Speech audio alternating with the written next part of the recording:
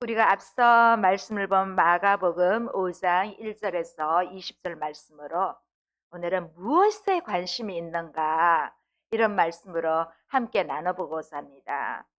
우리가 예수님을 믿지만 항상 우리에게 좋은 일만 있는 건 아니에요. 힘든 일도 있어요. 학생은 학생대로, 성인은 성인대로, 또 심지어 예수님 믿는 사람들조차, 성도들조차도 여러 가지 힘든 일이 있어요. 그걸 좀 뭐라고 하면 영적인 전쟁이라고 할 수 있어요. 내가 하나님 편에 서느냐, 내가 조금 한 발자국 뒤에 있으면 그 틈을 타서 마귀는 우리를 틈탑니다. 그래서 예수님을 믿는 우리에게도 항상 이렇게 영적인 전쟁을 하고 있습니다. 그래서 사탄은 간접적인 방법으로 우리를 공격하기도 하고 때로는 직접적으로 우리 마음이나 생각을 탁 공격하는 거예요. 오늘 주일인데 교회 가지 말고 토요일 날 늦게까지 자지 말고 아침에 늦잠 자자. 이것도 공격입니다. 네, 거기서 이겨낸 겁니다. 네, 그것도 사탄이 공격하는 거예요. 교회 가야 되는데 나는 그냥 누워서 좀 쉬고 싶어. 또 어른들은 오늘 그냥 집에서 유튜브로 예배 드리지 뭐. 이런 분들도 많아요. 그래서 요즘 한참 된 말인데 신조어. 가나안을 거꾸로 해보세요. 뭐예요? 가나안. 안 나가. 안 나가 성도가 많아. 집에서도 유튜브로 다 예배 드릴 수 있어요. 그래서 그런 것들 하나조차도 물론 몸이 너무 아프거나 어쩔 수 없는 그런 움직일 수 없는 상황이면 괜찮지만 그렇지 않음에도 불구하고 그런 것들은 우리 믿는 성도들에게도 사탄은 항상 이렇게 공격을 하고 있어요. 오늘 우리가 읽은 본문은 예수님이 갈릴리에서 귀신을 쫓아내심으로 하나님 나라가 시작되신 것을 알린 것처럼 이제는 이방 지역에 그라사인의 지방에 와서 오늘 귀신을 쫓아내심으로 이방인의 나라에서 갈릴리 유대 민족뿐만 아니라 이방인의 나라의 지역에까지 가서 하나님 나라가 시작된 것을 알리고 계십니다. 우리가 아까 읽었던 말씀 1, 2절 다시 한번 볼까요? 시작. 예수께서 바다 건너편 그라사인의 지방에 이르러 배에서 나오심에 곧 더러운 귀신 들린 사람이 무덤 사이에서 나와 예수를 만나니라. 자, 예수님과 제자들은 갈릴리 지역에서 배를 타고 지난주 말씀이 완전 거친 풍랑이 일어났거든요. 그래서 이어서 이렇게 그라사인 지방으로 왔어요. 오늘 이 말씀은요, 뭐라고 할까? 그 관점을 공유하는 복음서라에서 비슷한 관점, 완전 똑같진 않지만 그래도 아주 비슷한 관점으로 기록한 것을 공관이라 그래요. 공관이라는데 우리가 신약 성경 맨 앞에 있는 마태복음, 우리가 오늘 읽은 마가복음, 그 뒤에 있는 누가복음을 공관복음이라 그래요. 비슷한 관점에서 기록했다고 공관복음이라 하는데 이 공관복음에 오늘 이 말씀이 다 기록되어 있어요. 그런데 약간 기록의 관점은 조금의 차이는 있어요. 여기 지도 한번 봐보십시오. 한번 찾아보세요. 마태복음에서는 가다라라고 했어요. 가다라. 가다라 어디 있어요? 가다라 여러분 봤어요? 가다라 여기 있죠. 가다라. 가다라고. 그 다음에 또 누가복음에서는 거라사라 그랬어요. 거라사. 거라사 찾았어요? 여기 있잖아요. 거라사라 그랬어요. 지역이. 그런데 오늘은 또 그라사. 마가복음은 그라사라 그랬죠. 누가복음도 그라사라 그랬어요. 그래서 뭐 100% 정확하진 않습니다. 이 지역이.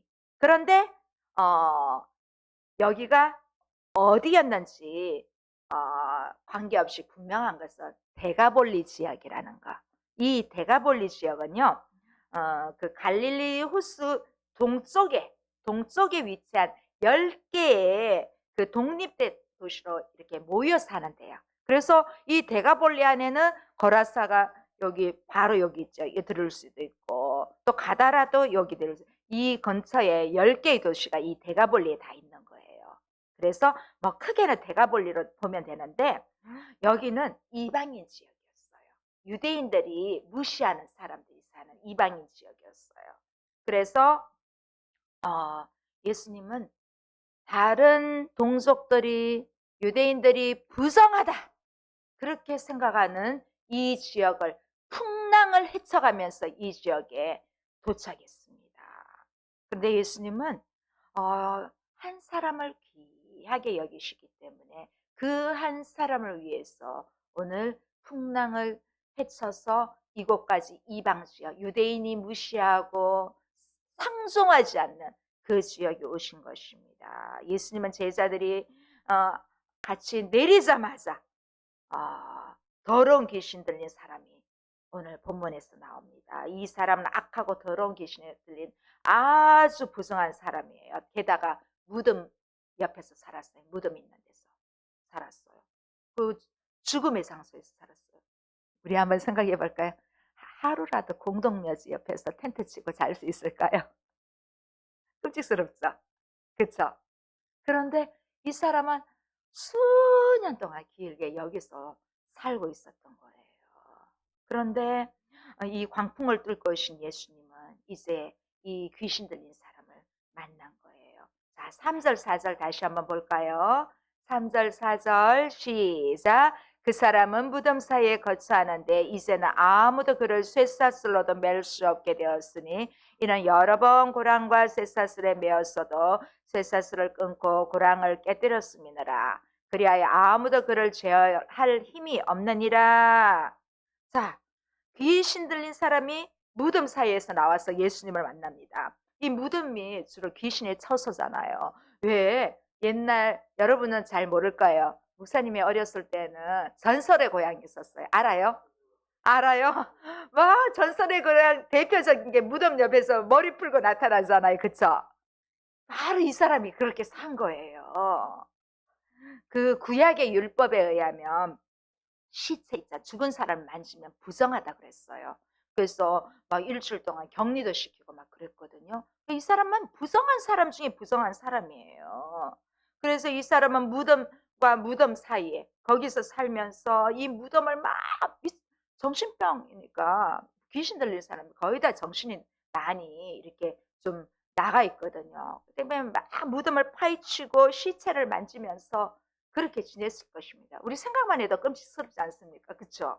자, 그래서 지금 예수님이 도착하신 이곳은 다 부정합니다.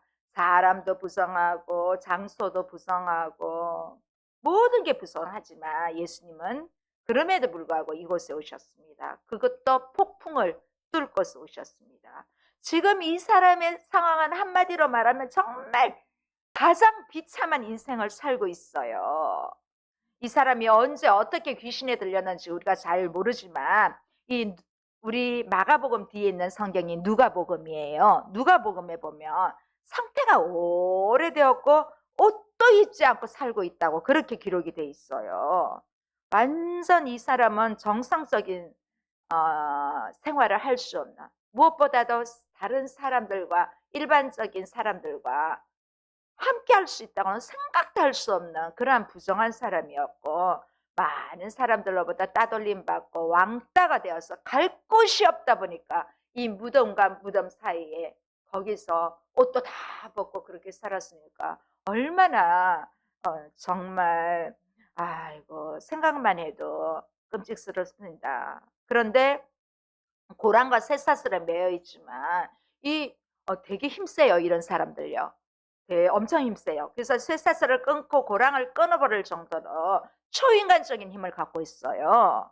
그래서 우리 이제 이런 환자들은 우리 거의 정신병동에 많이 이렇게 치료를 받고 그러고 있잖아요.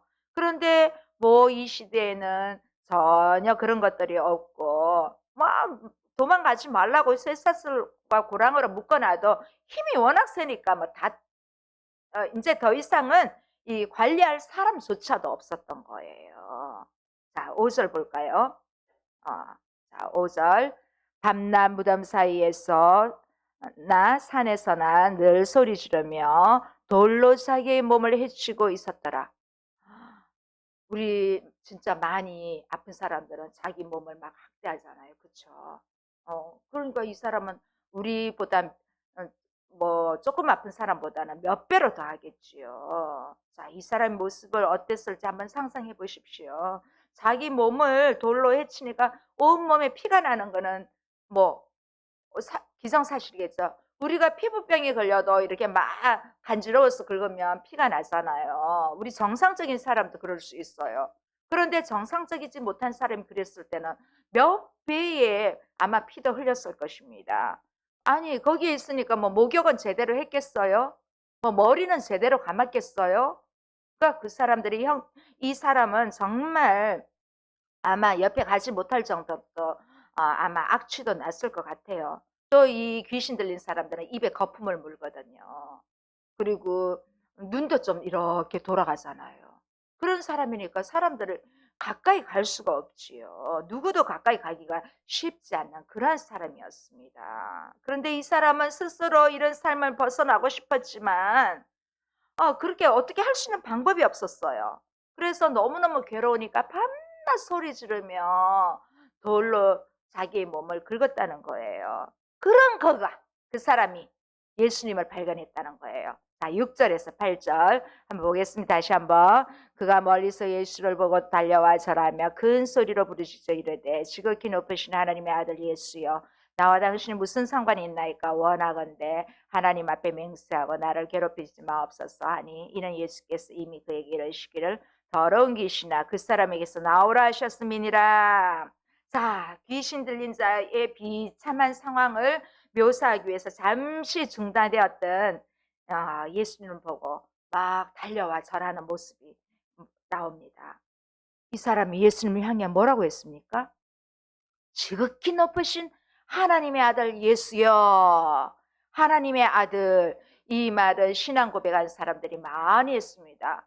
베드로도 예수님을 만나고 주는 그러시듯이요 살아계신 하나님의 아들이십니다 이렇게 고백했고, 많은 도마도 그렇게 고백했고, 또 이방인 제사장도 백부장도 그렇게 고백했고, 많은 사람들이 이렇게 고백했는데 지금 누가 고백하고 있습니까? 귀신이 고백하고 있습니다. 자, 우리가 지난주에 보면 바로 앞달리게 예수님과 제자들이 바다를 가다가 예수님은 고이 주무시고 계시는데 풍랑이 일어났잖아요. 바다와 바람이 거세게 몰아쳤을 때 마지막에 예수님이 잔잔하게 하시는 후에 제자들이 뭐라고 그랬습니까? 저가 누구에게 바람과 바다도 순종하는가? 그렇게 끝났거든요. 그런데 오늘 바로 이곳의 제자들과 함께 예수님은 현장에서 그 답을 보여준 거예요. 그것도 귀신에 들린 사람, 귀신이 하나님의 아들이라고 고백하는 것입니다. 자, 이 귀신 들린 자와 이 외침을 좀 문자적으로 번역하면, 도대체 당신과 우리 사이에 무엇이 있느냐? 우리 좀 적당한 거리 둡시다. 이렇게 소망하고 있는 거예요. 자, 하나님은 귀신조차도 하나님의 아들로 예수님이 보인 것입니다. 그런데 이 귀신은요, 하나님의 아들에게 아무것도 원하지 않았습니다. 그냥 좀 적당한 거리 우리 두면 됩니다. 이 정도로 원한 것입니다. 이 표현은 예수님을 앞서 말씀드렸지만 믿음으로 고백한 사람들도 많이 그렇게 고백을 했어요. 하나님의 아들로. 그런데 예수님의 권위를 알아차린 마귀들도 이 사실을 알았어요. 그래서 하나님의 아들이라고 이렇게 고백하는 것입니다. 귀신은 예수님께 이제 나를 더 이상 괴롭게 하지 마시라고 그렇게 청하고 있어요. 이러한 청원은 이 유대인의 어떤 세계관, 자연을 다스리는 분은 하나님뿐이다, 이것과 함께 마지막 날 종말에 귀신들은 다 지옥으로 간다, 이게 그들의 종말관이에요. 그래서 예수님은 귀신을 보고 난 뒤에 그 사람에게서 나오라 그렇게 명하십니다. 그 귀신이 뭐 이름이 뭔지 이제는 명하셔서 그 이름의 형체를 드러내게 하시고, 또 예수님의 지배 아래 이제 굴복하게 합니다. 자, 9절 10절 우리 다시 한번 볼까요? 9절 10절. 이에 물으시되 내 이름이 무엇이냐? 이르되 내 이름은 군대니라. 군대니 우리가 많음이니이다 하고 자기를 그 지방에서 내보내지 마시기를 간구하더니. 자, 예수님은 네 이름이 뭐냐? 이렇게 그렇게 물읍니다. 네 이름이 뭐냐? 그래서 뭐라고 합니까, 귀신이? 내 이름은 군대다. 군대. 군대라 그러니까 왠지 숫자가 많은 것처럼 여겨지지요. 네, 여기 군대는 음, 로마 군대, 레기온이라고 하는데 보통 군인이 몇 명인지 알아요? 한 5천 명에서 6천 명으로 이렇게 정예 좀 특수부대입니다. 핵심을 이루던 그러한 로마 군대 레기온입니다. 자, 이 말은 지금 이 사람에게 엄청난 귀신의 숫자가 사로잡혀 있다는 것을 보여주고 있습니다. 그런데 예수님이 왜 이곳에 오셔서 이 사람을 만났느냐는 것이에요. 뭐 예수님이 이제 굳이 여기까지 현재 시점에서는 여기까지 안 오셔도 됩니다. 갈릴리에서만 해도 많은 사역들이 일어나기 때문에 굳이 안 오셔도 되는데 여기 안 오셔도 누군가가 예수님한테 뭐 제자들이나 무리나 욕할 사람 아무도 없습니다. 왜냐하면 갈릴리에서 실패하고 새로운 곳에 가서 뭘 좀 해볼까 하는 그런 상태가 아니거든요. 이미 예수님은 수많은 기적과 표적을 일으켰기 때문에 많은 무리들에게 완전히 인기 짱이거든요. 그래서 예수님은 굳이 여기 안 오셔도 되는데 예수님은 여기에 죽어가는 한 생명이 있기 때문에 그 생명을 향해서 잃어버린 한 영혼을 찾기 위해서 오신 것입니다. 예수님은 자신을 필요로 하는 그러한 불쌍한 영혼이 있음을 알고 이곳에 오신 거예요. 예수님은 수만 명이 예수님 앞에 와서 병 고침도 받고 많은 말씀을 듣고 있지만은 그럼에도 불구하고 그 한 마리를 양을 찾는 거예요. 우리가 요 마가복음 뒤에 누가복음을 했어요. 거기 15장에 보면 100마리의 양이 있는데 한 마리 양이 길을 잃고 사라져 버렸어요. 그래서 보통 사람 같으면 99마리 남아있는 양에게 중점 두고 한 마리를 잃어버렸으니까 어쩔 수 없어. 포기할 수 있어요. 그런데 그 주인은요, 그 99마리, 99마리 양을 두고 한 마리 잃어버린 양을 찾으러 온 데를 다 찾으러 다닌 거예요. 그래서 그 양을 찾자 정말 잔치를 벌인 거예요. 그것처럼 예수님은 수많은 무리들과 함께하면서 오병이의 역사도 일어나고 그렇게 했지만 이렇게 생명을 어찌할 수 없어서 정말 자기 생명도 감당할 수 없을 정도로 자기 몸을 파괴하는 이 사람을, 불쌍한 사람을, 이 한 사람을 찾기 위해서 풍랑을 뚫고 오신 거예요. 자, 그래서 예수님은 잃어버린 한 사람을 찾기를 지금도 간구하십니다. 정말 우리도 연약하지만 하나님께서 우리를 찾아주셨기 때문에 내가 그 귀신 들린 사람처럼 그렇게 있을 때 나를 찾아주신 거예요. 그렇지 않으면 우리가 예수님을 만날 수 없어요. 우리가 전도를 하다가도 어떤 때는 전도가 잘 안 돼요. 또 교회까지 인도하고 또 교회는 왔다 하지만은 예수님을 나의 군수로 믿기로 하는 과정이 잘 안 될 때가 많습니다. 우리가 전도에는 분명히 관심이 있습니다. 우리는. 그런데 우리가 뭐랄까 관심에만 있으면 안 되는 것입니다. 우리가 실제로 정말 내가 편리할 때 내가 뭐라고 할까 또 무슨 일이 있거나 내가 다른 일이 있으면 또 그런 복음을 전하는 일을 게을리하고 그러면 안 된다는 것입니다. 우리는 언제든지 그래서 예수님이 이 귀신 들린 한 사람을 찾아서 이 데가볼리 거라사 지역까지 오신 것처럼 우리에게도 한 사람을 소중히 여기는 그러한 마음이 있기를 바랍니다. 그러다 보면 우리 주변에 있는 사람들도 나의 모습을 보고 우리 교회에 나오게 되고 또 교회에 나와서 하나님 말씀을 듣고 또 찬양을 하다 보면 또 예수를 믿게 되는 거예요. 자, 그래서 우리는 정말 예수님이 필요합니다. 그래서 예수님이 나에게 다가오시는데 어떤 때는 여러분 예수님이 왔는데도 문 밖에 계시는데도 우리가 닫을 때가 있잖아요. 이 말 조금 새겨서 한번 생각해 보십시오. 예수님은 가까이 오고 사는데 내가 차단하는 경우도 있어요. 그래서 이제는 예수님이 나를 찾을 때 뭐 우리 예수님이 눈의 형상으로 보이는 건 아니잖아요. 내 마음에 내 가슴에 성경을 보다가 찬양을 하다가 예수님이 나와 함께 하시고 원하는 그런 사인을 주십니다. 그래서 정말 우리는 예수님처럼 한 사람을 소중히 여기면서 그렇게 우리가 이제 또 만민에게 복음을 전파하는 우리가 되기를 바랍니다. 자, 그런데 이 귀신이 기도를 합니다. 뭐라고 기도합니까? 자기를 이 지방에서 내어 보내지 말라고 간구를 합니다. 귀신도 기도하는데 우리도 기도해야지요. 우리는 하나님의 걸작품, 하나님의 형상으로 만든 우리인데 귀신도 기도하는데 우리가 기도하지 않으면 안 되지요. 이 귀신이 완전히 멸망당하지 않기 위해서 얼마나 기도를 했겠습니까? 이 누가복음에 보면요. 귀신들이 자기들을 무섭갱이로 보내지 말라고 기도합니다. 이 무섭갱이는 쉽게 말하면 지옥 형벌이에요. 이 무섭갱이로 보내지 달라고 간구하는 모습이 보입니다. 그래서 무적갱 대신에 우리가 갈 장소를 정하겠다.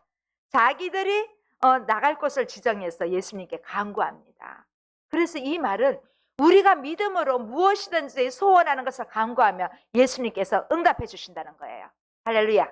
우리가 기도하는 것을 응답해 주신다는 거예요. 귀신들의 기도도 들어주시는데 귀신보다 훨씬 간절히 기도하는 우리가 되기를 바랍니다. 마침 주변에 돼지 떼가 산 곁에서 먹이를 먹고 있었어요. 자, 우리 11절에서 13절 한번 보도록 하겠습니다.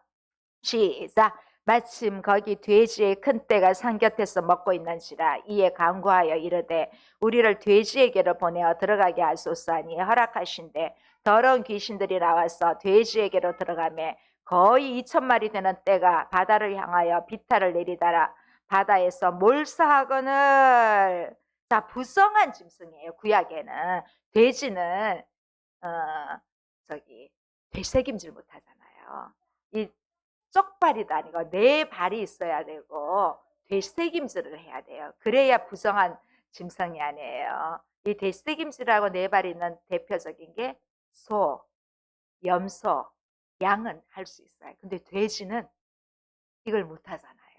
그래서 부성한 짐승으로 사실 우리는 지금은 돼지고기 좋아하잖아요. 그죠? 예수님이 오셨으니까 우리는 돼지고기 막 먹어도 돼요.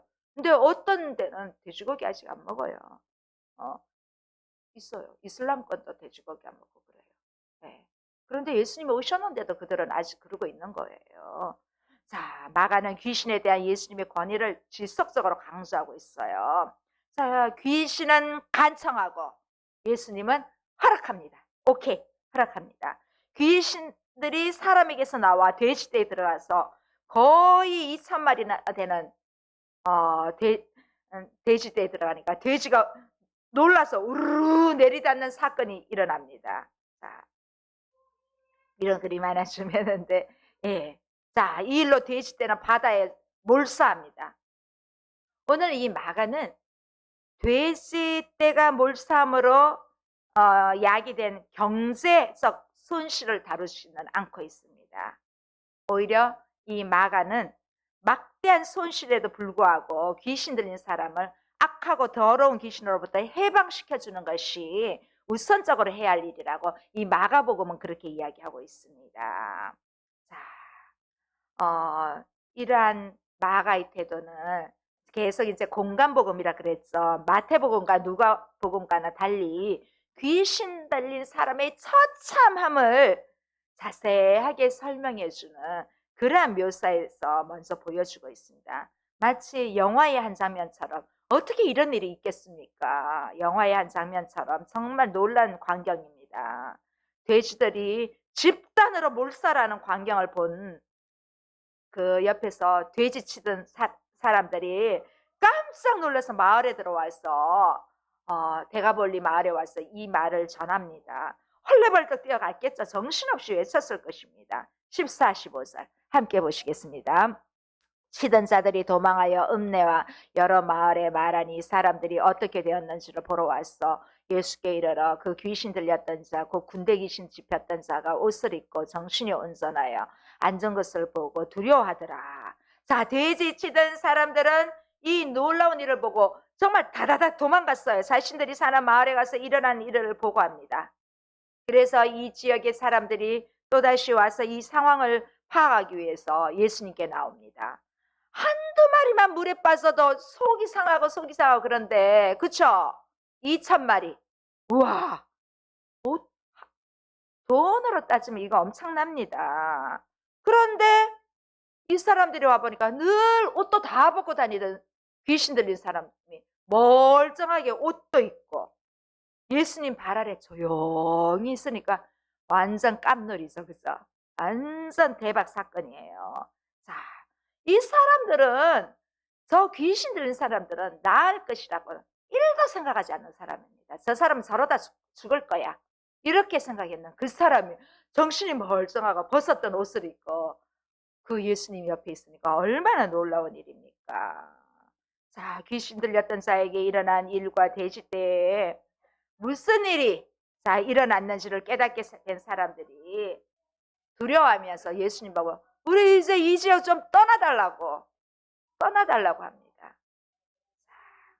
우리나라에도 가끔 해마다 그 돼지나 닭들 AI 조류 독감 들어봤지요?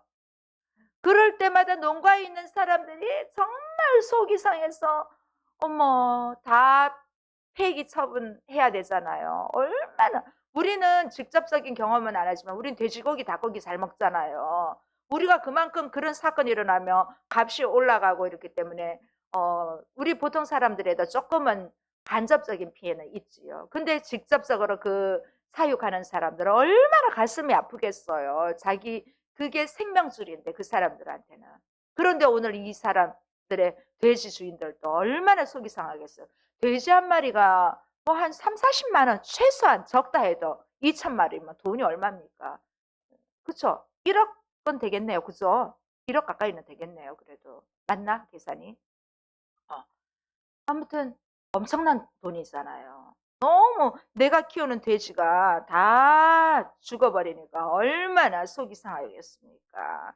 이렇게 우리가 앞장의 4장에는 많은 기적들이 일어났습니다. 하나님의 아들이신 예수님이 신적인 존재로 오셨던 것을 오늘 여기서도 볼 수가 있습니다.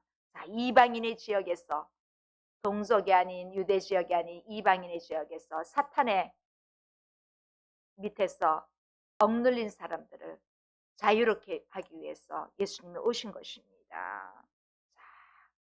이렇게 이 모습 속에서도 앞으로 다가올 하나님 나라의 모습을 보여주고 있습니다.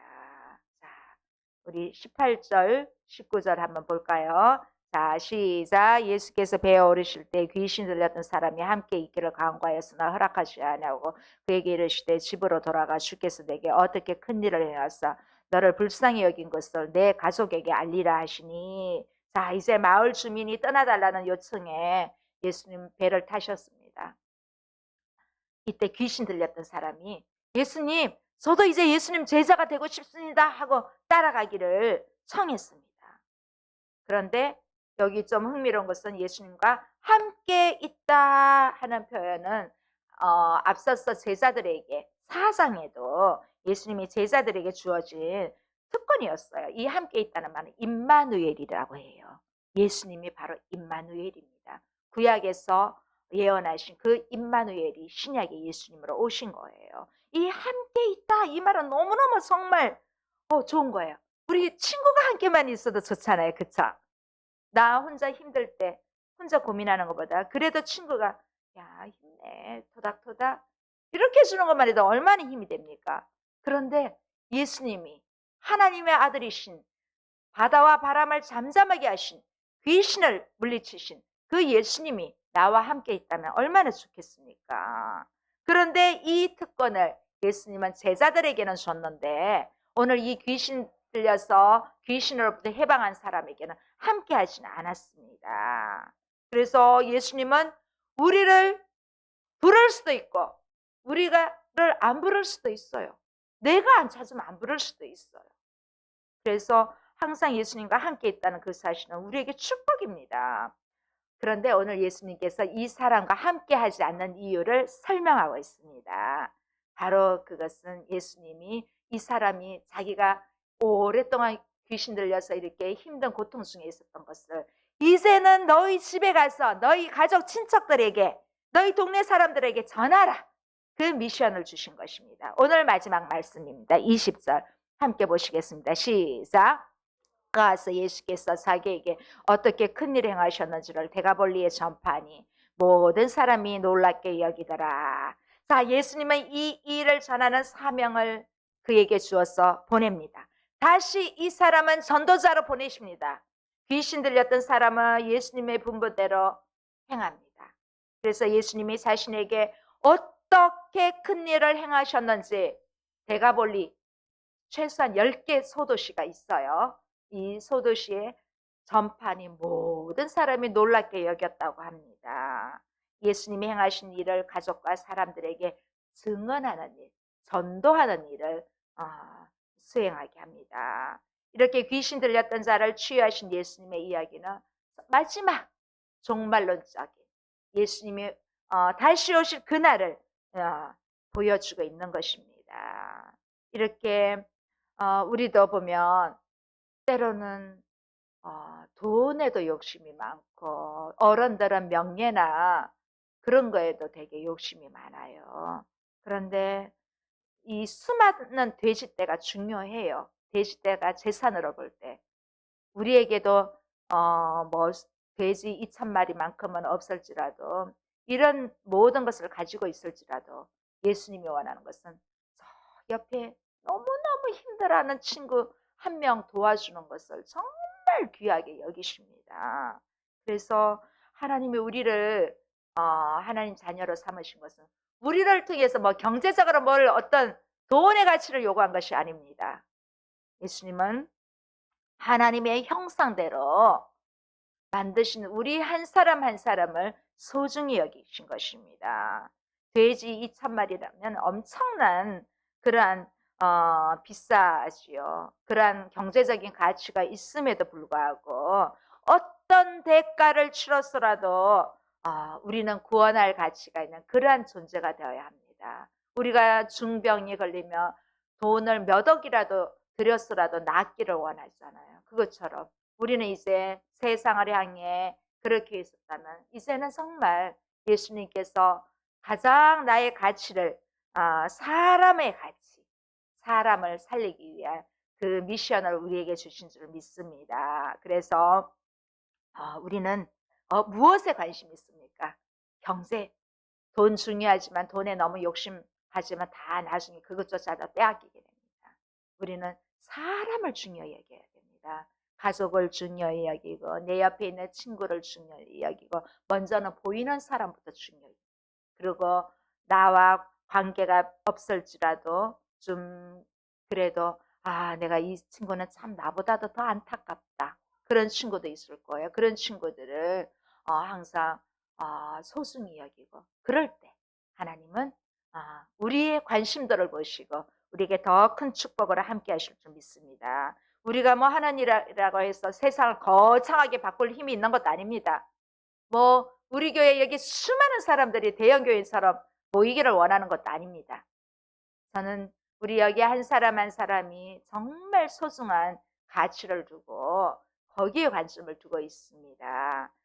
그래서 예수님이 한 사람의 생명을 살린 것처럼 한 사람을 소중하게 여긴 것처럼 여기 오시는 한 분 한 분을 소중히 여기면서 잃어버린 영혼을 찾기 위해서 날마다 우리가 나아가기를 소원합니다. 여러분, 우리의 관심은 사람에게 있기를 바랍니다. 그래서 내 주변에 있는 사람들을 정말 품을 수 있는 넉넉한 마음이 우리 모두에게 함께 하시기를 간절히 소원합니다. 할렐루야. 기도하시겠습니다. 참 좋으신 하나님 감사합니다. 오늘 우리에게 생명을 허락하여 주셔서 우리가 또 이렇게 건강한 몸으로 사회생활하고 또 학교에 다니고 또 일상생활을 할 수 있게 하시니 감사합니다. 이제는 우리가 세상에 많은 돈이나 명예나 좋은 것들을 조금 내려놓고 더 우리 주변에 더 힘든 사람을 향해 사람에게 관심을 갖고 그들을 도울 수 있는 그러한 넉넉한 마음을 오늘 주시기를 원합니다. 그런 가운데 우리에게는 하나님 주시는 은혜로 더 잘되는 은혜로 함께하여 주실 줄 믿습니다. 예수님 이름으로 기도드립니다. 아멘.